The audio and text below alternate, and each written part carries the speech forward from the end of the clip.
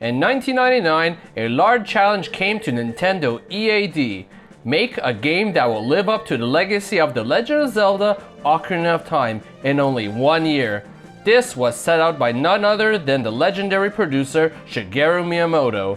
Eiji Onuma, who previously worked on Ocarina of Time, took up this challenge in making a sequel or side story known as Zelda Gaiden, which became Majora's Mask. In order to meet this deadline of 1 year while making a game that lives up to Ocarina of Time's legacy, the team came up with the idea of building a more compact game with the same engine as Ocarina of Time while still providing deep gameplay utilizing a 3-day in-game schedule. But the idea of 3 days wasn't always 3 days, but rather a full 7 days with the remnants still around in the data of the game too, piecing a whole story in fact. So today on Cut Content, we explored the cut 7-day cycle of The Legend of Zelda: Majora's Mask.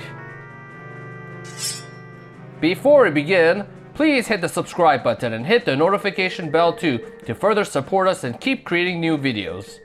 Back during the early stages of the game, while a compact world was initially what they wished for, they still needed to meld it together with deep gameplay. This came about once developer Yoshiaki Koizumi, who worked previously on Ocarina of Time, joined the team.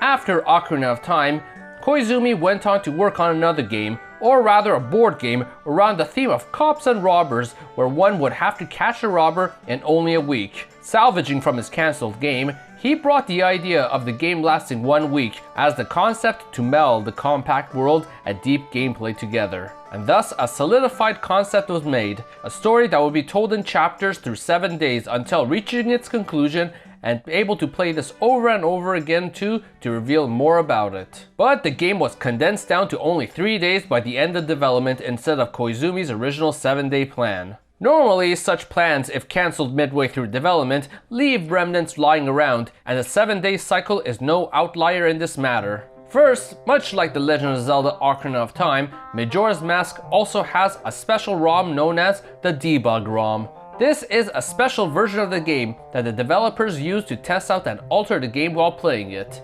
This tool lets you choose what maps you want to go to and what day of the week it should be. And it has the full 7 days here in fact.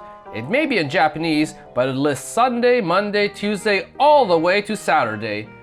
These do of course correspond to our final in-game days too, as followed.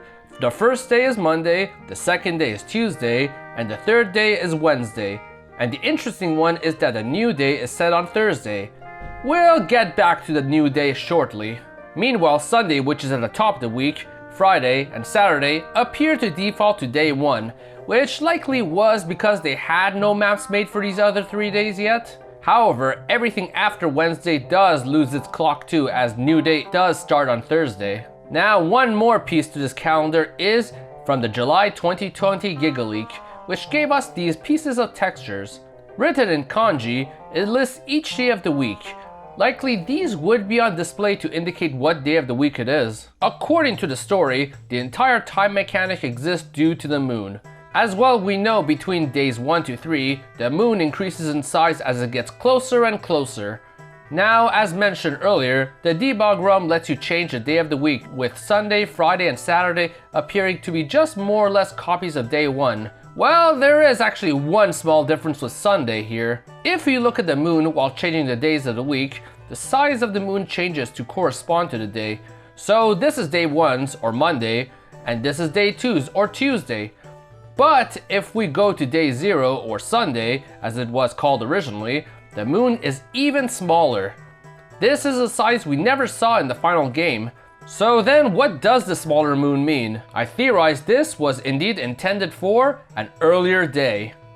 Now, one can just say it was for Sunday here and call it a day, but the original schedule called for a 7-day schedule, meaning while you have days 1, 2, and 3 on Monday, Tuesday, and Wednesday for the final game, the sizes of the moon and crash was likely originally going to occur on days 5, 6, and 7. Instead now, they just moved these up to earlier days since the game is programmed to start at the top of the schedule, not the middle.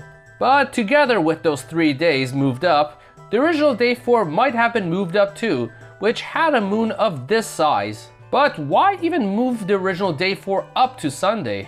Well, while it is a lot like day 1 when you go into it, the opening of the game actually plays during this day that leads right into day 1, which day 1 sequentially has to come after something. Even if the moon can't be seen in the opening and time is frozen, the smaller moon would be here if this section took place in Termina. So if these 4 days were actually at the end, the question begs, how small was the moon originally going to be? Probably pretty small, right? Well, we actually may have an idea. So we are all familiar with the new Dawn of the Day that appears at the very end of the game. The moon is gone and can even be accessed via glitches. But is the moon actually gone? Story-wise, yes. But if one does enter the New Day map, one doesn't see the moon on casual inspection.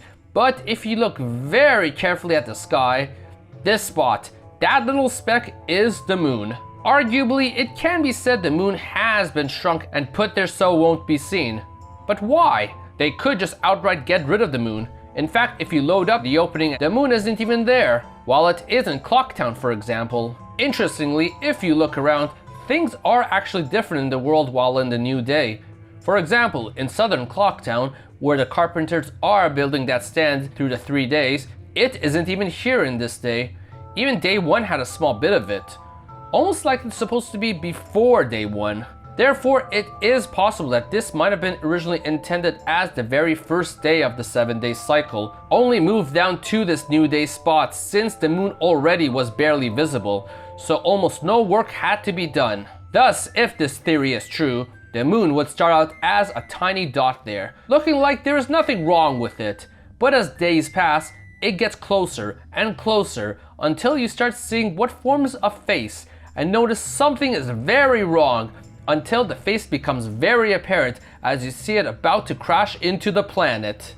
Also, as for those of you wondering, I did decide to hover right up to the moon to prove that it is indeed the moon. And yes, it's a tiny downscaled moon, only a bit bigger than Link actually. So therefore, if all of this theory is true, we have found 5 different phases out of 7 of the moon during the week before it hits the Earth. So then the biggest question begs, why was the 7-day cycle cut down to only 3? Well, director Eiji Onuma answered that in an Iwata Asks interview in 2015, where he mentioned that 2 reasons existed for why it was removed.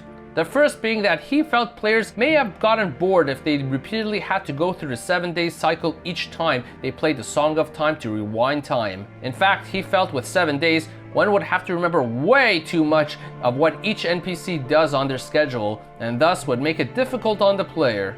The other reason, of course, being that they just didn't have enough time to do it.